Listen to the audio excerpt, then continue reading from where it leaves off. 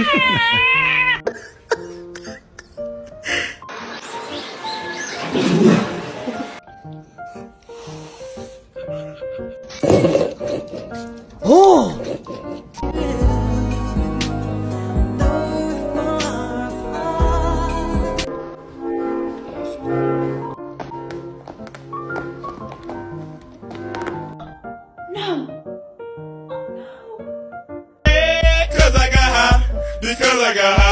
Because I got high. Go to the next one.